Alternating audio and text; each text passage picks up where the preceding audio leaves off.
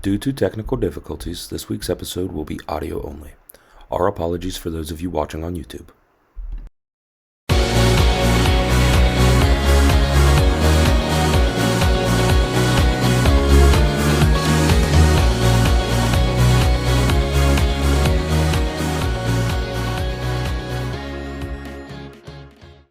There we go. So we're back with Off the Bench. You got your host here, Lance Lambert, with co-host Chase Kelly. Chase, how are we doing all right today? Doing pretty good, man. Just busy day. Got back from school, pretending to be a student still. Yeah, man. So we're trying to find this balance between, filling our schedule with things that are productive, adding challenges into our life to keep us sort of disciplined and maintaining that sort of improvement over time.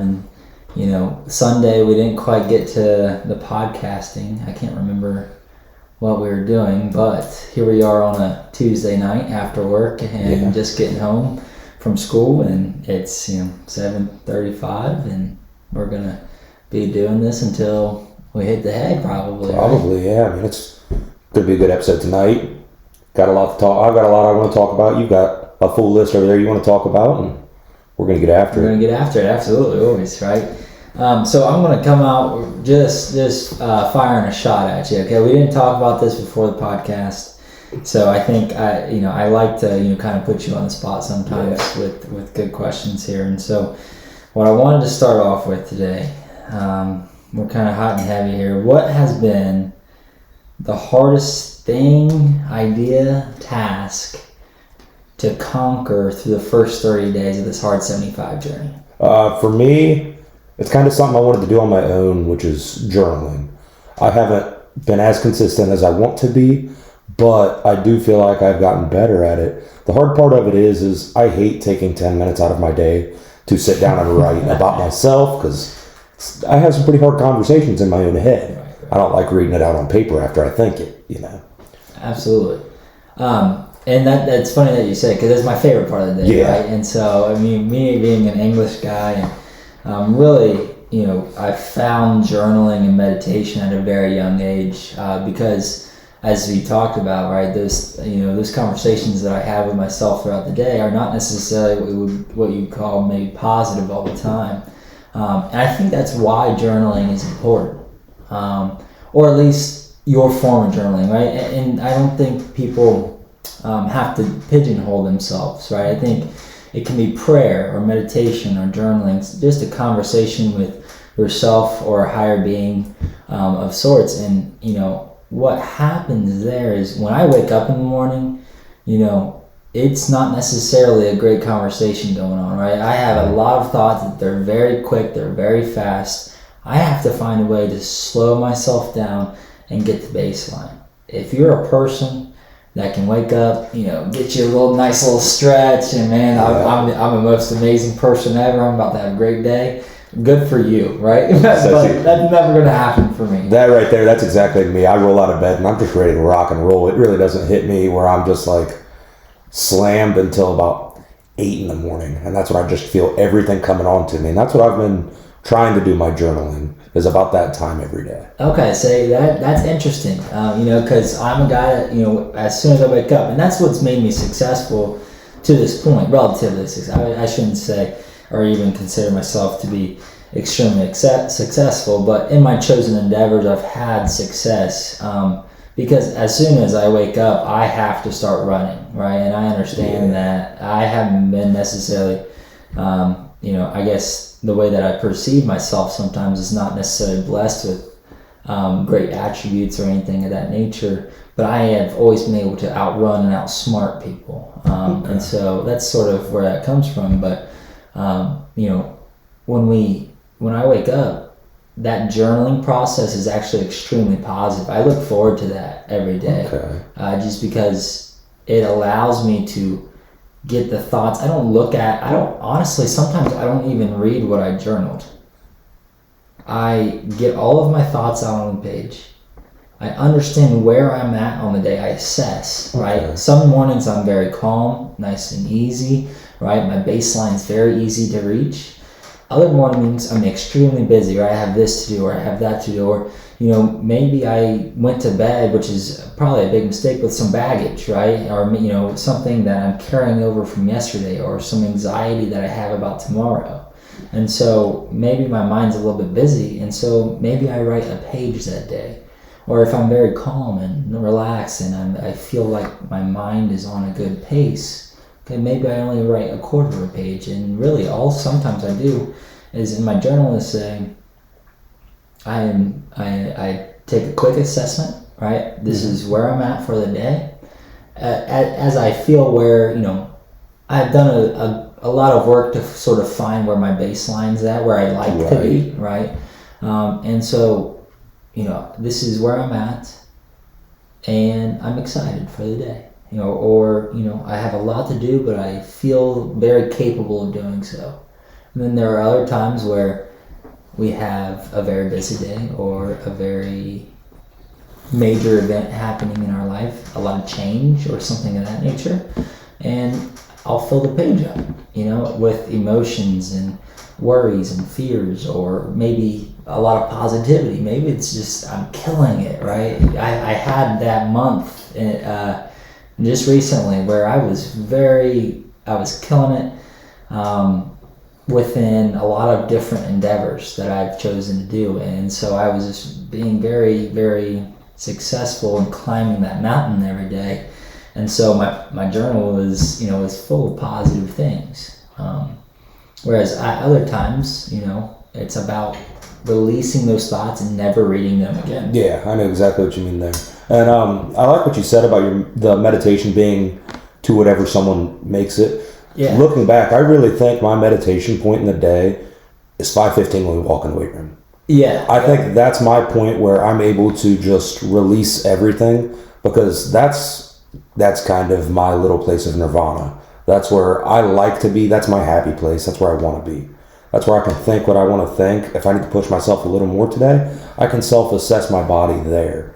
But I do a lot of self-assessment on my own body. Yeah, absolutely. And I don't think either of us can stress the importance that we've put on maintaining physical health, and how that relates to mental health, right?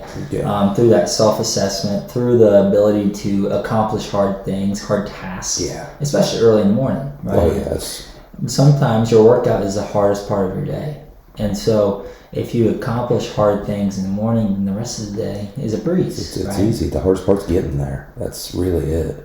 Man, I have to say that this past week through the Hard 75, this past week was day 21 through 28. I think we're on day 30 now. Yeah, today's day 30. Today's day 30. And so this past week, I do believe somewhere around day 25, 26, I felt that maybe I was settling back into the comfort zone. Okay, yeah, just a little I know exactly what you mean. That's about the point where I started hitting that wall as well. Kind of felt like I was plateauing a little bit, and I just want to keep climbing. And I was trying to figure out how to break through that wall. So that's why I wanted to ask you of what you were doing to break through that wall. Man, that's a tough one, dude. It actually aligns with something that I wanted to talk about. I had a couple of failures this week, right? One, I left my rack imperfect, right? And so for the people listening, we every day in the weight room, our football guys, we require them to leave their rack perfect before they leave the weight room. So every day we go and we check, and the rack has to be at a certain height. The bar has to be put away. The weights have to be put away in a certain way. So there has to be 4 45s, 2 25s, 4 10s, 2 5s, 2 2.5s on each side of the rack. It has to be perfect before they leave, or else they're held accountable, right? And we do that as a self-discipline thing. And we have a philosophy that the little things, you should sweat the small stuff, right? A dirty workplace creates dirty work, right? A messy work. I guess I should say messy workplace creates messy work. We want to have a clean, pristine workplace so that we can create perfect work. Exactly. And so I failed to leave my rack perfect. And so I felt that I had lacked in self-discipline within those couple of days where I hit that wall. And assessing that, I think in order to push through that wall, there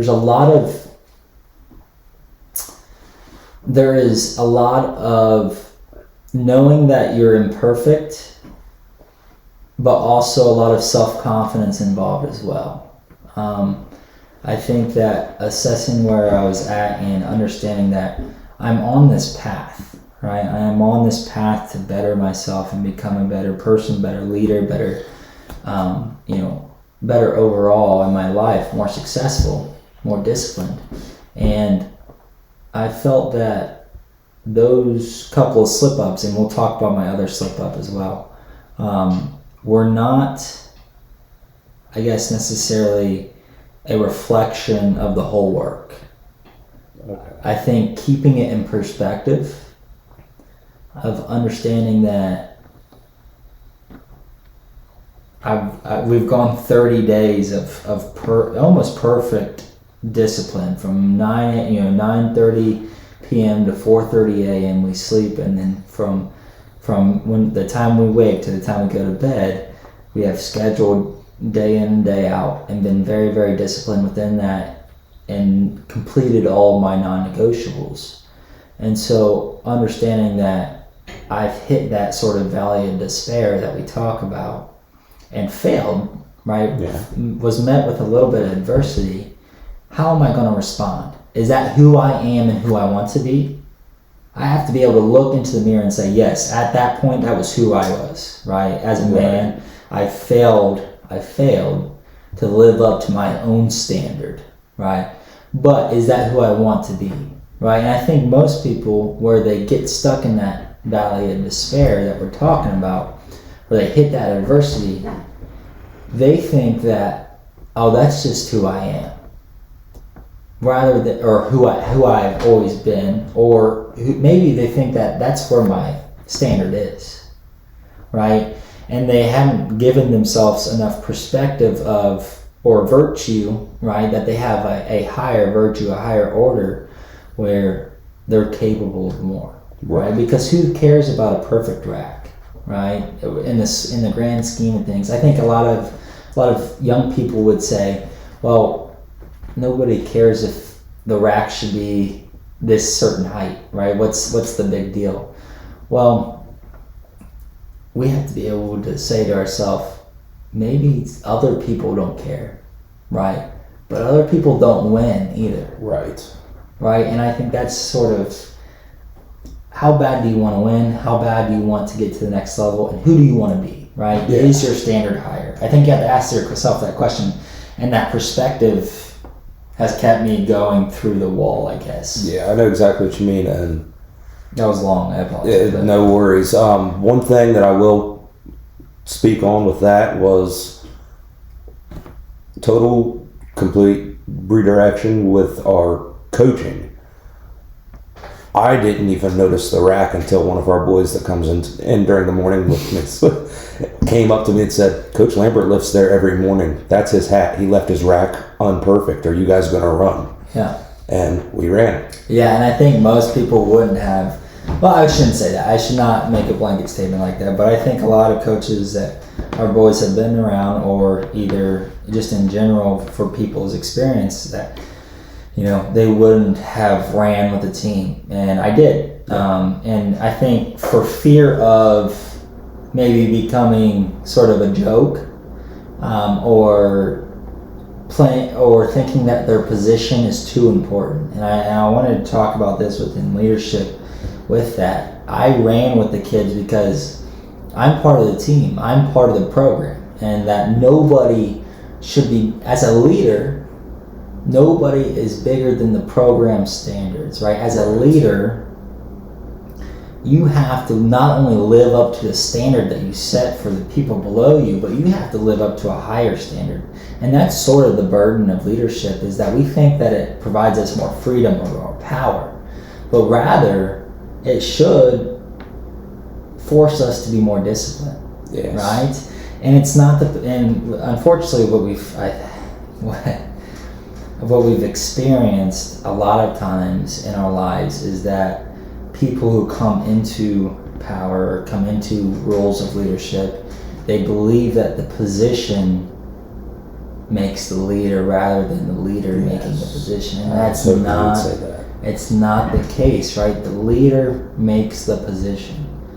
And oftentimes we see these guys who get the promotion or get the head coaching job or et cetera, and all of a sudden they become a different person because they think they have to have this sort of power trip or this bravado, or they have to play this part, rather than I'm a leader, I'm a servant, right? Mm-hmm. The true leaders of this world serve others with a purpose. And so in that regard, I have to not only live up to the standard that I've set, but I have to be an example higher for my young men to follow, or for my other coaches to follow. Yeah, I agree with that. That's where we get into our non-negotiables, things that everybody does. Like, I'm not going to lie to you, I think I did 100 push-ups yesterday at lifting because I got excited while max outs were going on. Just curse words just kept coming. Right. And I think it's important I think people follow that, are willing to be a part of that and willing to follow that to the end, much more than a person who says, do as I say rather than as I do. Right? And unfortunately, we have a lot of leadership who fail to live up to their own standards that they've set for the people below them. And why would people follow that, right? Why would people follow a person? Because you're not following, when we're saying followers and leaders, right? You're following an ideology. A person created that ideology, right? Right. And so you want somebody that you can believe in, someone that you can take part in, and create a culture that everybody wants to be a part of, right? And a lot of times our leaders fail to live up to the standards that they set for those below them, and what that creates is a lack of trust. How can if you were following me and I just tell you that these are our non-negotiables, we have to get these done every single day in order to be successful, but I don't check the box off on any of those non-negotiables throughout the day, right? I let myself physically go. I don't take care of myself mentally, right? I'm a mentally, roller coaster, emotional roller coaster. I don't live up to my own standard, then you should not follow me. You should think that, in lack of a better term, that I'm a fake, right? I'm a quack. Right. And why would you follow? You shouldn't. You should not follow that person who fails to tell you what you should be doing, but at the same time can't live up to their own standard. Yes, I agree with that. I go on a little bit of a rampage or a rampant there, but it's very, very important, I think, especially in today's age, and I think it's important, especially for us as young men and for the men that we lead, the boys that are 14 to 18, to see that, guys in their early 20s can grow up and they can be responsible for things and they can have success in any endeavor of which they choose.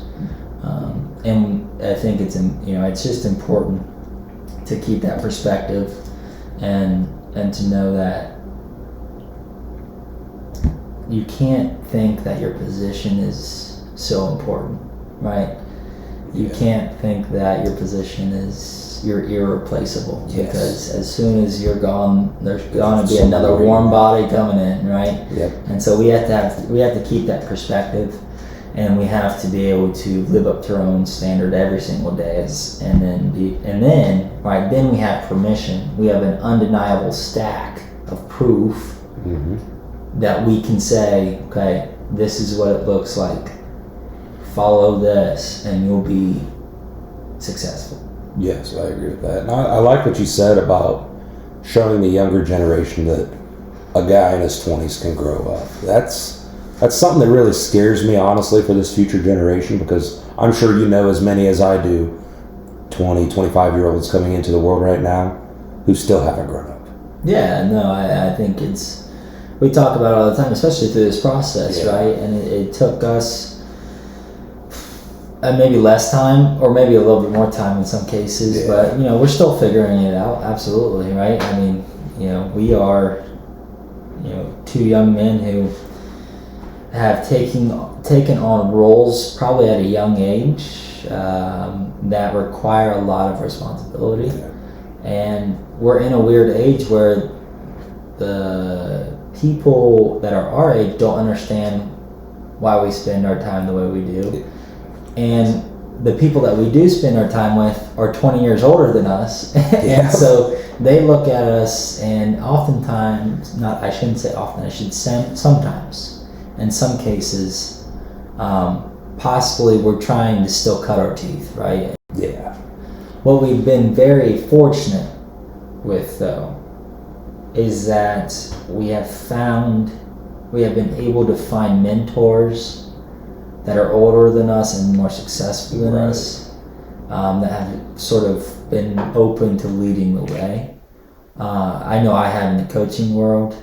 I'm, blessed with some of the coaches. I'm blessed with, a guy that hired me as maybe the youngest head coach in the state of Ohio. I don't know if I was at the time, but I was 22 when I got hired to run a football program. And so, he's been a great mentor towards me in trying to figure things out here in the first year. And so that's been a major positive, and I guess improving myself as not only a coach, but sort of the face of a program, and how to handle myself, not as a college kid or a college athlete or whatever it may be, or even just a normal, I guess teacher, right? But how do I represent myself? How do I represent football, the football program that I run? It's almost, in a sort of way, you're in a realm of politics almost, if that makes sense. You have to be very, very. At times, I have to almost play that part. Yeah, it's almost like you're a pawn at sometimes, and it's different. Or you got to play your game right, is what I should say. Yeah. I think you have to, and that's any coach's job, I think, or any athletic director job, or any public figure that's in sports. You're going to create a persona for yourself, and you want that persona to be positive. You don't want to necessarily come out and make your program look bad, or because you are a reflection of that, and whether you like it or not, people are going to base their opinion of your program on you. Right? And so that's just something that we've had to grow up pretty fast with. I guess. And I know one of the biggest things with me, we'll take a little backpedal here. So we mentioned how we're both real stubborn. I don't like being told no, personally. It's not a good thing, especially when it comes to certain things that I can sit and give you an exact. We've got spreadsheets for everything, like we said last episode. Give you an exact representation of data proving what I'm trying to show you. And if you sit and tell me no, it's just, But one thing that I have realized is it's hard for me to say no in a professional setting. So that's even hard, because we talked about saying no last time. And to our friends, we've gotten better. I failed again this weekend, right? Of saying no. But in retrospect, I guess it's my family, so it's a little bit different. But in a professional setting, as you get to the workplace, and Chaser, you have a fresh perspective of this, right? Because you're just getting into it and figuring it out. So how hard is it to say no? And how do you think you determine what is an opportunity and what is something to say no to. Certain things just get passed on my plate that I actually do need to start saying no to, but it's hard to because I'm also young coming into the workplace. Right. I kind of want to put myself out there and show how much I can get done while at the same time showing that I can move forward from here. Yeah, and I think that's important. It's also important to cut your teeth a little bit as a young buck, right? And one of the biggest things that I've always thought was important, and that's sort of what we've always been taught growing up, is you should work for more than what you're paid for, right? Yes. Work more than what you're paid for, and what that does for us, some people might say that is just ridiculous, right? That is a crazy way to think. But I think that what you're doing when you put in extra hours, or you take that sort of grunt work, that you may think that you're above, but that really, I guess nobody is above that, right? We just talked about being a leader and being sort of a servant, and living up to your own standard, but you should certainly work more than what you're paid for, because what you're doing is not only investing your time now and getting very good at some things that you may find important later, but you're investing in your future. Right. You're creating a reputation for yourself that is hard to outshine, I think. When you are just an intern, which you have been for the past month or so, right, and you show up at 5 a.m. and don't leave till 8 or 9 p.m. and throughout the entire day, right, you're working for, you're providing kids with a better way of life through sports. When you're putting in those long days and expecting nothing in return, which is very important, a part of the process as well, you are investing in creating a reputation for yourself that you can't be outworked, that you are at heart, right? At heart, your values are in the correct place, and you're creating this reputation that will be invested back into you in the future when it's time to get either the promotion or to go elsewhere. Right. I truly believe in that. And I think where most people get caught up with themselves is that, they either think that, again, they're above that sort of work, or B, we start calculating how much time we've put in, how much we deserve, things of that nature, where you shouldn't be asking, what are you doing this for? It's who are you doing it for, right? Is this in line with your goals? Is this in line with something that you love and are passionate to do, and passionate about doing? Then if it's within your nature, within your passion, then put as much time as you need into it. Yes. Accept the grunt work. Accept the thing that seems very trivial, right? And et cetera, et cetera. And eventually, over time, all of a sudden now, what has happened is you've worked and invested in yourself to the point where you're extremely marketable. Yeah. And it takes time, and I think it takes a lot of patience. But if you're willing to do that, if you're willing to, for a year, 2 years, 3 years, then what you put out into the universe, I believe that you receive. And so I think that you will eventually receive return on that investment. Okay. If that makes sense. Yeah, that does make sense. And yeah, I see where you're talking with the patience. That's the one place I will say spreadsheets and data sucks, is because I did have to keep a spreadsheet for my internship to see how many hours I was getting. All right. And when I saw that 200 hours after 3 weeks, I was like, yeah, I can't keep doing that. Yeah, no, man. We start adding those things up and like, oh, this is what I deserve. Well, who's to say what you deserve and what you don't, but you've got to, I think it's really, really important to keep perspective of, do you love what you're doing? And if you do, I think you're winning, because I do believe that most people go to a job that they hate. Yeah. I think that's maybe 70 to 80% of our population.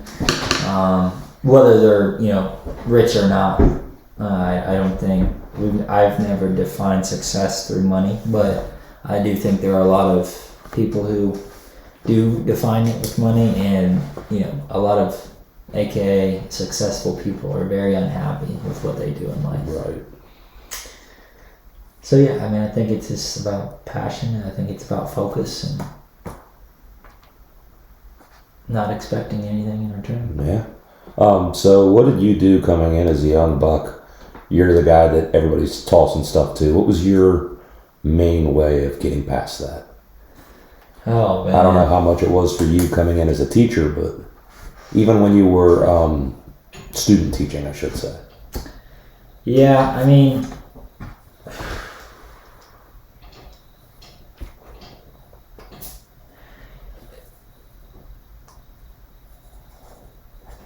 I would say that teaching, I had a lot of support. Okay. Right,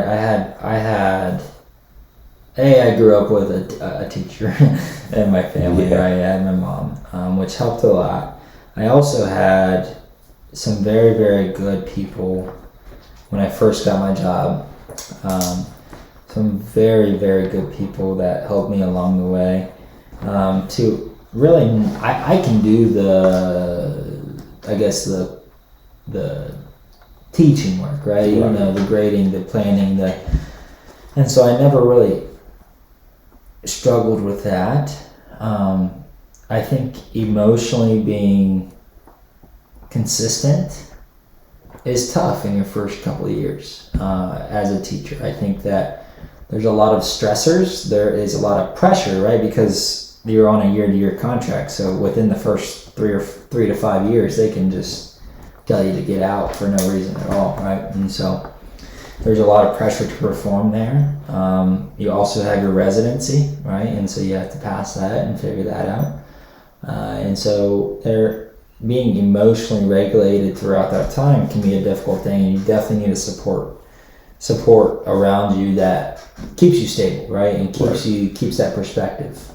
I will say the biggest adjustment for me, and being like when it really hit me that I was the person that had to make decisions and be responsible for those decisions, was when I got my coaching job. At 22, no one really prepares you to answer the 50-year-old who is asking questions, and you've got to be able to stay consistent, and you have to set the standard. And for us in that case, we were taking over a program that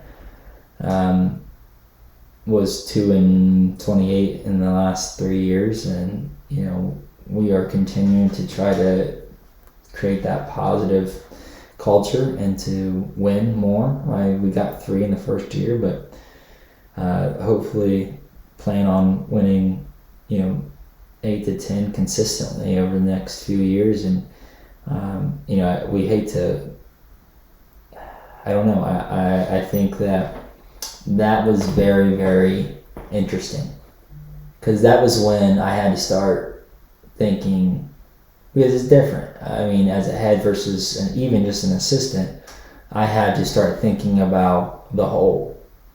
Okay. I'm 22 years old, and I'm responsible for 45 14 through 18 year olds, right? And not only that is, it extends to the middle school program, and then hopefully now we've done a good job. Now we're trying to extend to where we created a relationship with the Pee Wee program. And so I'm 23 years old, and I'm responsible for the success and the happiness for 100 kids. Yeah. And there's a lot of weight to bear there. Okay, not only do you do that, but you got to try to keep your parents happy. You got to try to figure that out, and change their entire way of life. Yeah. right? Because we have to go from a losing program to a winning program, and we would like to do it in 2 years.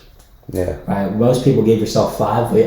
We have a very good chance of doing it in 2, and so that was a wake up call. I had to forget about whatever personal wants that I had, and I had to focus on the fact that there is massive responsibility within that leadership role. And I think I've grown so much in a year. I have matured massively, emotionally, mentally. I'm even, maturing physically, and creating a person that can bear that for our kids, right? So that they can be kids, and so that they can have a ton of success in a game that we love, we all love. A game that I think teaches a ton of values and principles that they can carry on throughout life. But that transition was tough. It was very, very fun. Very, very worth it. Right. I don't feel that I missed out on anything. I feel that I was given responsibility of something that I was born for. Okay. That I'm passionate about, and that I'll do for until I can't walk. Yeah. Right. And so I'm very, very blessed, very, very lucky to have found my passion and my workplace at a very, very, at a young age, right? And so I don't think that I missed out on anything. I think it was tough to have so much responsibility. But again, I think you make the job as hard as you want to make it, right? You can be a bad coach and get paid. Yeah. You can show up, you can lose games at the high school level, you can lose games. You can be a bad assistant coach and stay on the staff for 20 years if your head coach isn't, able to make hard decisions. If you really wanted to, you can be very average at your job and still keep it rolling. Yeah. Right? You don't have you kind of just make it as hard as you want it to be. And I think that those hard things, you have to stick your nose in it, because you and what I mean by that is that when things get hard is good. You have to seek it out, right? And so we talked about being in the comfort zone last week. You have to seek out hard things. You have to take that responsibility and that burden of leadership and get better through it, right? You're gonna make mistakes. You're gonna find adversity. Somebody's going to be unhappy with the decisions that I make, right? My shoulders are big enough. Is there times where there is insecurity that I may, that maybe I'm young, okay, or too young? There were, I think, in the first 6 months or so. I think when we were, we weren't as successful as we thought we could have been. There was some times of doubt, but bearing that, getting through that, heck, now we're a year in, and no one's teaching me how to do this. No. Right? I've got to do it, and I think that confidence, I don't know where it comes from. I think there's just a lack of fear and a knowledge that I was born to coach. I really was. Like, at a young age, I was drawing plays up, and we're talking like 3 or 4. And my parents saw that, and they fostered that, which is extremely important in young kids, and they believed in me. Yeah. Right? It takes one person to believe in you, and luckily I had a bunch. Yes. And so that is why I was able to be successful at a young age in achieving my dream. And hopefully becoming the best at my chosen profession, right? The best of the best. So yeah, the transition, I don't know. It's been a blur, man. I think I should journal about it, right? I should journal about it, but it was certainly an experience that was tough and rewarding. Okay, I know exactly what you mean. And I want to pinpoint on one thing you did say there, was the lack of fear. Yeah. That idea of a lack of fear has pushed me through a lot in life. Mm-hmm. It's not really a feeling of being overconfident, but confident enough in what I know how to do that I'm going to do it with my best ability. Yeah. Whether that be, I'm going to go to work, I'm working 9 to 5, I'm going to do everything I can to get my projects done from 9 to 5. Or I'm going to wake up at 4 in the morning so that I can have myself ready to rock and roll by 5 a.m. and go hit the gym. Or even right before you go to bed, putting those clothes in that gym bag like we spoke of last week, having the confidence that that's going to make you better. I think preparedness is confidence, and confidence is lack of fear. Absolutely. And there are tasks that we tackle that maybe we have not done before, right. But there's enough skills, right? I understand sort of my strengths and my weaknesses. I've done enough sort of self-assessment or enough intention to know, okay, I typically fail in these areas, or I typically succeed in these areas. And so I can really, in those times where it's high stress, high anxiety, I've never done this before. What can I double down on within that activity? What skill can I double down on to sort of get through that wall, right? Or through that high pressure situation? I think that is extremely important, because you're going to come across a time where it's like, oh, I've literally never encountered this. So what do you fall back on? You've got to fall back on your preparedness, your training. Yeah. Right? So I want to speak here on this. I'm a huge Jocko fan. I do a lot of listening on the Navy SEALs.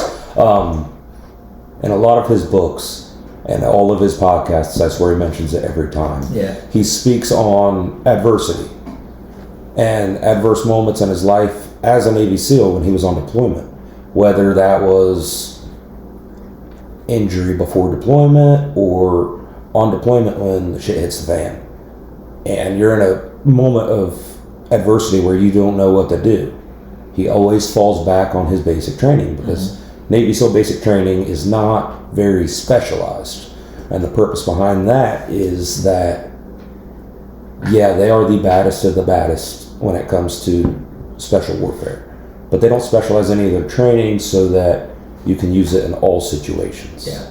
So, currently reading a book now, and one of the situations he was talking about was they were pinned down in a 3-story building in Iraq, and they had been surrounded. The building was adjacent to another building, so they quite literally decided to team up and football tackle through a wall to get out and get onto the rooftop of the next building. And he said it was just like going through the kill house in basic training, because they'd shut the door and lock it.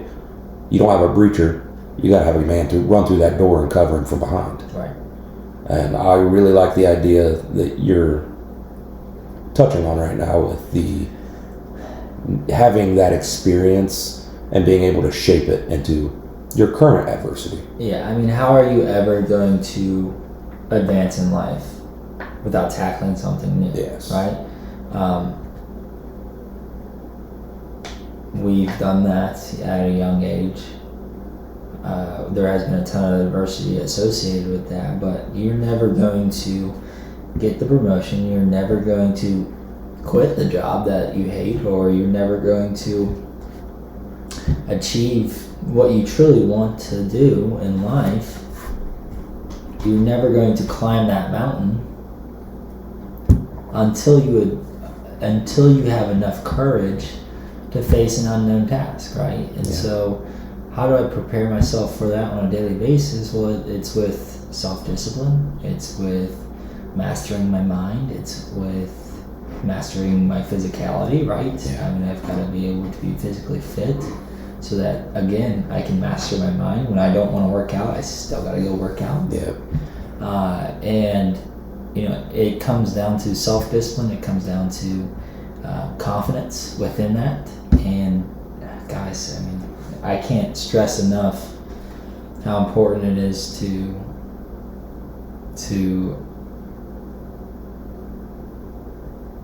be able to tell yourself that you can do it because you've either done something similar before, or that you have these skills or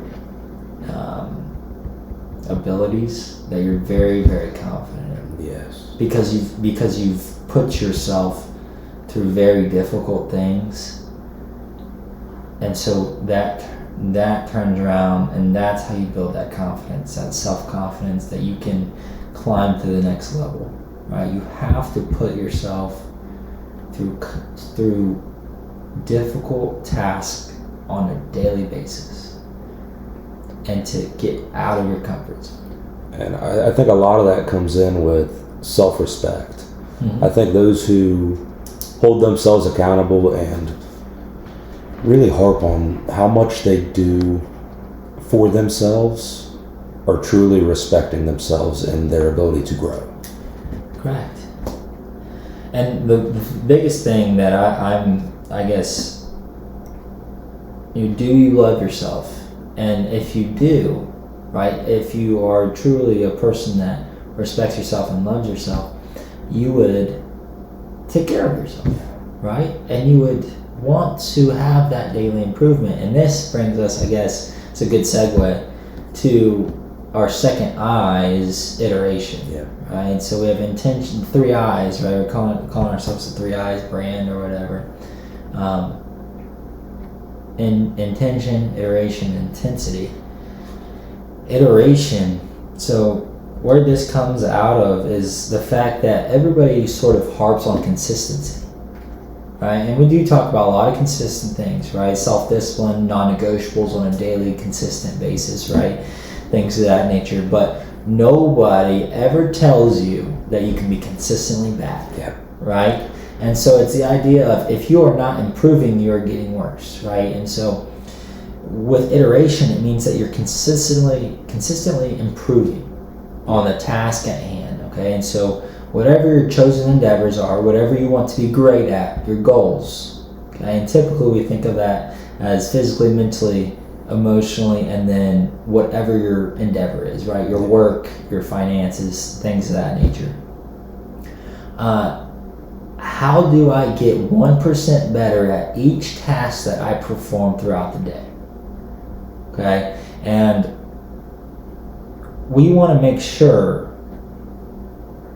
that we are consistently improving and compounding our growth, right? The 8th wonder of the world is compounding. Yeah. Okay?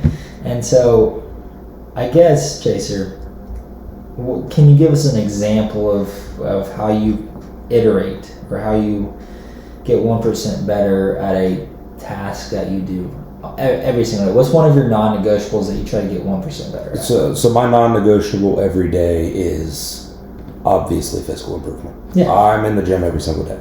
So to get consistently better, I have my body down to a science basically at this point. I know everything about my body. I can self-evaluate everything. I've had points where I know I have an injury before I have an injury. Right. And when iteration comes into it, I see that as hitting that point of, wow, I really don't want to do this while I'm doing this set. Wow, I could stop here at 8 reps. But me personally, I train to failure. I'm trying to hit that 10 to 12 reps while not being able to do more. So where I find iteration comes into key with that is it's an older idea. Most of you have probably heard about it, progressive overload.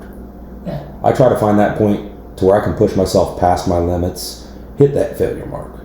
And I think if I'm not hitting that failure mark, I'm not pushing myself to be 1% better. Yeah. because at that point I do not hit hypertrophy. That's where I don't hit muscle growth, and it hits into atrophy, and I start to kill off muscles. Right, and what people don't realize is everybody thinks that success travels in sort of a straight line, right? And like we just take our steps and it's a diagonal line across the graph, right? And but that's not how it works, right? There are an extreme amount of ups and downs, where eventually, though, if we compound those 1% enough, we can find some sort of exponential growth, right? And that's exactly, we want our line to start to curve upward, right? And I love, in my daily workout log, I love to keep track of what weight I did the previous. So I kind of keep my reps consistent between 8 to 10 reps, right? And so, what did I do last week for 8 reps? Can I do that for 10 reps? Or can I do one set, I don't know. Can I do 10 pounds heavier on 8 reps this week, right? And so can I consistently make improvements, and then that is going to help my core lift improve. It's going to help my body look better, et cetera, et cetera. How this relates, I think, to a new task.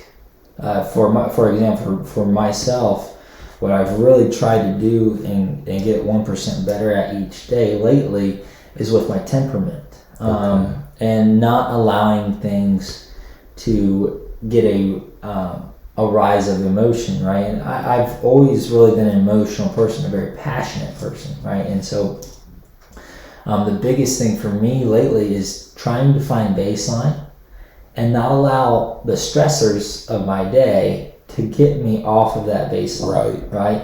And so if I feel myself start to rise, right, and start to, you kind of create that sort of anxious feeling, or the anger start to rise, right? Can I settle it, right? Can I take a step back, reflect, and gain perspective on the situation? And most of the time, throughout my day, I do really well, right? It's not, I love teaching. I love my profession. Typically, it's unfortunately the adults in my world who do get the rise on me, because I feel that they are older than me and they should be able to do certain things, and so I have a very bad habit of molding people, right? You should be this way, right? Why are you not disciplined enough to do this, or why are you not capable enough to do this? You are X amount of age, you should be able to do this by now, right? And so I want to bend and mold people to what I feel that they should be, and that is a very, very consistently bad way of creating unneeded stress and anger for myself, right? Yes. And so how do I release stress out of my life? Well, I have to allow people to be them, and not to affect my nature, right? And so I think that the way that I live my life is going to create success for me. Some people might look at my life and say, that is absolutely insane. Yeah. Right? The way that he lives his life. Or they might even look at my life and say, that's not going to create success. Yeah. Right? Or whatever their definition of success is. And so I have gotten 10 times better just in the past couple of weeks of not trying to bend people to my sort of visioning of them. Okay. And trying to stay at baseline and letting things go. I'm reading meditations right now, so obviously that gives me, but I know what you mean there. I've been trying to do better at that. Over the past couple of years, I've been working on that, because I do really judge myself very hard. Yeah. And I think if I do, other people should. Like, why would you do that out in public? Like, right. That type of situation. And I'd say last week I really noticed it when we started hitting that. I think you were hitting that wall about the same time I was. Yeah. Was when that started to fall apart on me. I did blow up twice in the weight room last week. That was probably a little more than it should have been. Why? because I am dealing with high school kids. But it was just that moment where I was like, that's a non-negotiable. We can't be doing that. Right. And at that time, it was a safety issue. Yeah, right? it was. But like, yeah, I agree. I do feel like that what's been hard for me through this wall, around day 25, day 30 here is that that temperament thing that I've tried to get much better at is my fuse is sort of getting a little shorter, right? Getting a little shorter. And not that I have even taken it out on anybody, but I can feel myself waking up and being a little bit agitated or a little bit slower to get to that baseline. It just takes you a minute to get moving. I'm grumpy. Yeah. Right? And so that's been a tough task. That may be one of the toughest tasks that I've had to go through because it's mental, right? And so that mental 1% better every day, emotional 1% better every day, I think is very tough compared to physical for me, right? Yeah. For me. Now, for the people listening, how do we tell that we've gotten 1% better every day? What is your take on that? So my take on that is I'm bad at this personally because I'm not really good at finding the positives. Mm-hmm. I'm a very data stricken person. If I don't see raw gains, it's not a positive for me. But I think what I've done to be able to see that 1% growth more and more is really looking back at where I was like 6 months ago, 6 weeks ago. I think there it is, yeah. I think looking at the difference in my journey personally, where I was mentally, where I was physically, and where I was financially, honestly, because I used to be horrible with money. Right. And I think that is where I see that's my purpose for staying and keep pushing, because I know while it's not visible right now, it's going to be more visible in 6 months. Yeah. Yeah, and I think that's important to understand that, and I tell our boys this too, is that time is our only evaluator. Yes. Oftentimes we think that it can be our bosses or coaches or parents, etc., it's teachers, etc. But at the end of the day, what connects us all, and we talked about that, those people in those leadership positions should live up to the standard that they set. Not always that the case, but Right. But saying that they do, what we are all connected by is that there is a clock running for all of us. Yeah. And we do not necessarily, all of our clocks are different, right? Yeah. We don't necessarily know when that time is coming, but you have to be patient in this ideology because 1% is not visible. No, it's not. Right? That is why 1 million people are in the gym on January 1st and 5 people are in the gym on January 3rd, right? Yeah. 1% is not visible all the time. It's certainly not visible mentally or emotionally. Nope. And be okay with small, measured improvements over time. Right? Time will tell. Time will tell. And so if I can get 1% better every single day, if I can improve, for example, my physique by 1% every day, in 6 months, I am going to be able to tell a difference. Yes. Tomorrow, I won't be able to tell a difference. But 6 months, a year, 5 years, if I compound that over that time, I'm going to be a completely different person, Yes. a completely better person, a more successful person in whatever my endeavor that I choose, right? Whether that be the gym, your job, your new business, whatever it may be, your family, right? Let's not forget about that. Okay, your faith, whatever it may be. Be okay with those small improvements. Don't get discouraged when adversity hits. And then you'll find that you have made a massive amount of improvement up that mountaintop. Yep. Over the course of time without even really realizing it, right? And that's sort of why we want to journal. We take, progress pictures, and we are doing this podcast to keep a living record of sort of our experience through this, so that we can look back 6 months from now and say, look how far we've come, right? This is something that was really, really challenging at first. And now maybe here in 3 or 4 months, it's just who we are. Yeah. It's what we do, right? It's part of our identity. Yep. Is that my non-negotiables are here, and I stick to them every day. And guess what? They're easy for me to accomplish. Yeah. Right. One thing I do want to iterate here first is everybody's progress is going to be different. Like we mentioned with the clock, everybody is going to show progress at a different rate. If you're brand new to the gym, you might see huge progress over the first 2 months. If you are in a very bad spot in life and you start journaling, you're going to see great growth in your mental health and mental capabilities. If you are fresh into a new job and have never had to save money before and start saving money, you're going to be able to save money really easily. Yeah. So that's one thing I do want to iterate for the listeners. Oh, absolutely. Progress. And you cannot, comparison is the thief of joy.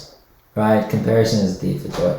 You cannot compare. You have got to run your own race when it comes to iteration, right? Your 1% is good enough. Yeah. Right? It is good enough. Wherever you're at, wherever your baseline is at, your starting point, if you get 1% better, I promise you that whoever you're comparing yourself to probably is not going to consistently iterate as much as you are. Is probably not getting that 1%. Most likely, right? We're talking about the people that are able to compound the way that we are trying to compound, or the way that we're talking about compounding with 1%. This is the top 5% in the world, right? This is the best of the best here, right? The people that we look up to. And so if you, wherever your starting line is, start with your 1% now. And eventually in 6 months, your 1%, due to compounding, due to that 1% every day, your 1% is going to be 600% of where you started. Yep. And then if you stop because you're comparing yourself with somebody who's on step 10 when you're on step 1, and you create that that lack of self-efficacy, the lack of self-confidence, you're going to stay on step 1. Yeah. And then eventually, right, we start to catch up, right? Even without comparing. If we just stop comparing, all of a sudden we look back a year from now and we're on step 11 and they may be all on step 10. Yeah. Why would you compare yourself to somebody who's staying on whatever step, who's comfortable being on step 10. Right, being on step 10. What are you capable of? Where is your line? And when you find that line, try to break through it. Yeah. So we're going to take a swing at this one. This is not on mine at all, but just thought of it. Comparison. You mentioned it being the killer of joy, but I think it ruins a lot more than just joy. I've seen and I've witnessed and I've been a part of friendships, relationships, issues with family that have been completely torn apart with comparison and jealousy. What is your take on that? Oh yeah, I've actually, I am not very good at this, especially when it comes to, I guess, relationships with people in general. But comparison, it's hard, right? Because we construct our worlds with comparison, right? That's how we construct our language, okay? And so that's why when I ask for someone to describe themselves. It's so hard for us to describe, right? Who am I? Right? Who am I? So you ask yourself that question, and it's very hard to pinpoint it exactly who you are, right? And because we have a lack of comparison. Does that make sense? Yes. And so the way that you can construct your world and construct your language is through comparing other details with it. And so it is very hard for us to not compare when you are in the race of your own existence, your own nature. You have to act within. You have to act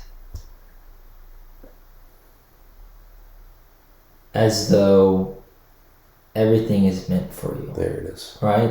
That's what I was trying to work for it there. I was trying.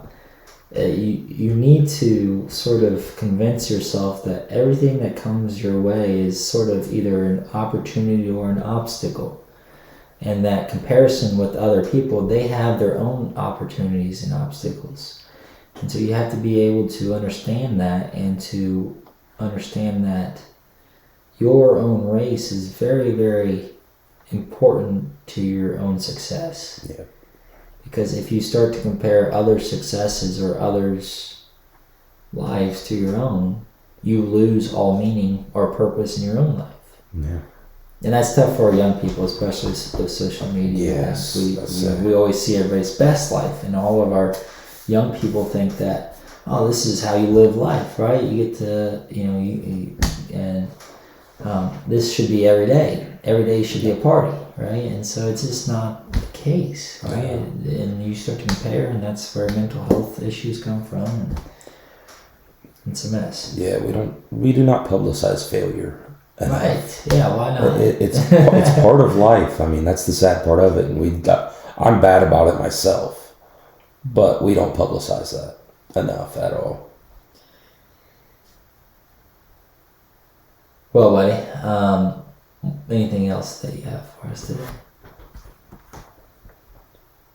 Yeah, I did have one that kind of off topic here. You're fine.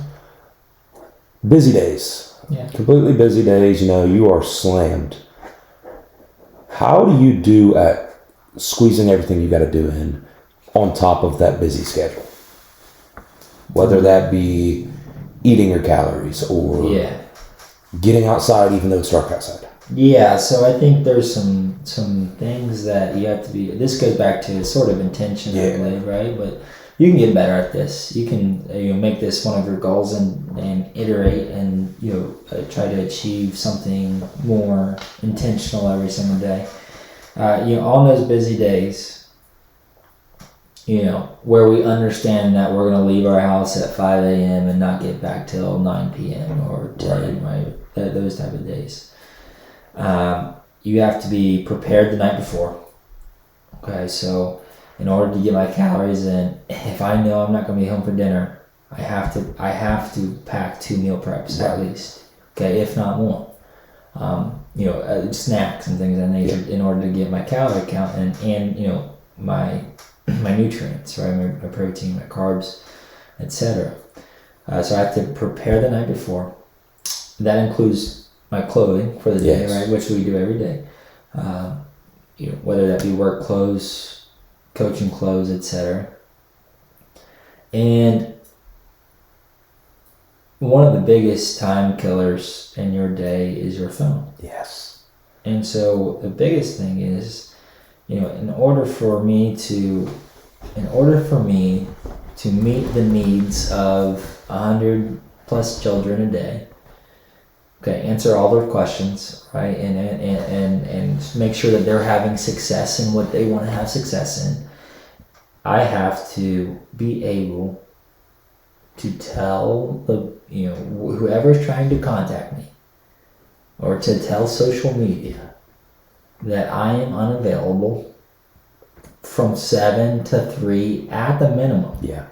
And that's been hard for people for people who are around me to understand at times. That I'm not ignoring you, but we have things that we have to get done. Yes. Right? And those non-negotiables don't go away. And so in a particularly busy day, I have to be more intentional with my time. I have to be prepared. And then intensity comes into play, where on those days where I got to push, right? Sometimes, unfortunately, sleep might have to go away. Yes. For a second. Just for a day. Just a day. A day. Pick up on it Saturday. I can pick it up on my nap time, right? Or, I have to make sure that I'm maxing myself out within my plan period or things of that nature, right? Where I get those soft spots within the day, I have to double down and I have to be productive and I have to be focused at the task at hand. And I identify those days. Yeah. Right? I identify those through my agenda and things like that. But and then it typically happens that when you have one of those days, a couple days later, you got nothing, right? And so that's sort of how it balances. It balances itself out. It does. That's another one. That's another word I love is balance. I think one thing I have grown a lot with this is my own balance between my work life and outside life. Whether that's because I'm not living on a college campus anymore, or the fact that I'm not an athlete anymore, so I have less on my plate. I feel like I have found a good balance in life to where I can still be social and be me, but I also feel like I have hit that point to where I can still be professional. Yeah. I feel like a lot of my life I've been working towards that moment where I can be that professional me. Now you're ready for it. And now I'm ready for it. You've iterated towards that, Yes. and now you're ready for it, right? Does that you've gotten a little bit better, and now you're prepared, and you've stacked up that proof for yourself so that you feel prepared, right, and feel ready to take that on. And I think that's sort of what we've been talking about this entire time. Is being able to stack things up on a daily basis so that when your time comes, right, you do things throughout your day, not what you do it for, right? Not the amount of money, not the position that you want, not the et cetera, right? Who you do it for.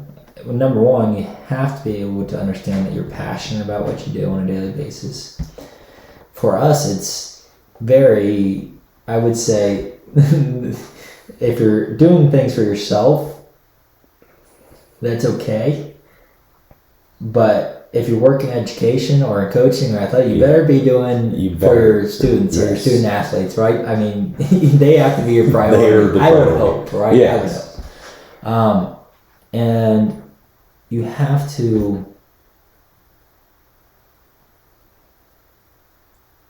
be able to understand that, or be able to have enough, I guess, be humble enough to prepare yourself for that. Okay. To be disciplined throughout the day, every single day. Do hard tasks. Do the grunt work. Yeah. To understand that your position does not make you, right? You are not necessarily more important because you have a leadership role. In fact, you should probably serve more in that leadership role. And with those few things, understanding, where you want to go, stacking that undeniable proof by getting better 1% a day prepares me to take that leap when it's time for me to take that leap. Yeah. That's a lot.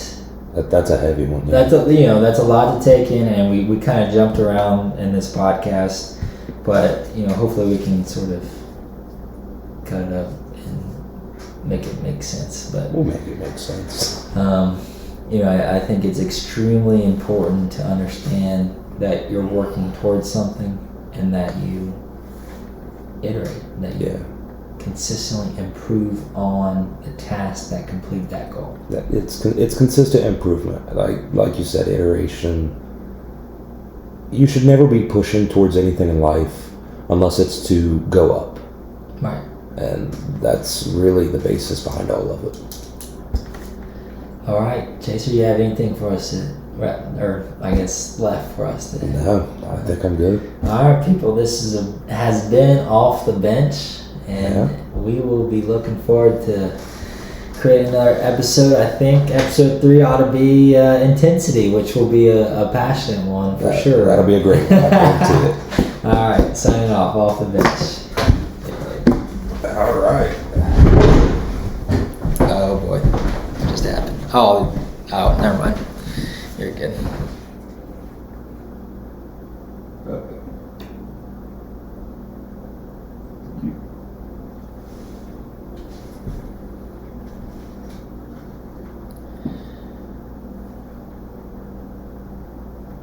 Oh shit. No video this week. Oh really? Got 19 minutes worth. Oh, It's all good. that's all right. Hey, sorry. Did you see my text? Yeah, they weren't done. Well, everyone's walking out. Okay. So I pulled them all, and my mom's gotta go, but she lives in school, and I want to show this by then. All right. Perfect. Thank you so much. You can tell Chase to ignore the text I texted him, too. Oh, I'm sorry. We're doing our podcast. Bye. Alrighty. Okay, bye. Okay, bye.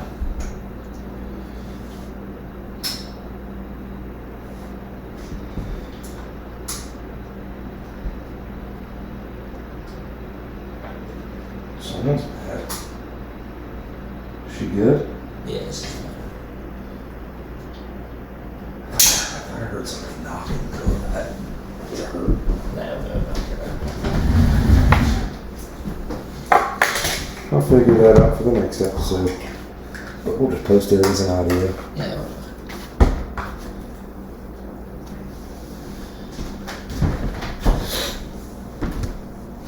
Your computer is Did it freeze?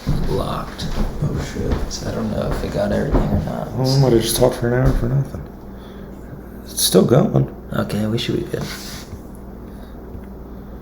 Hey guys, we just want to thank you for listening to Off the Bench. Not only your podcast for ex-athletes, but for those bettering themselves in their daily life and achieving their goals.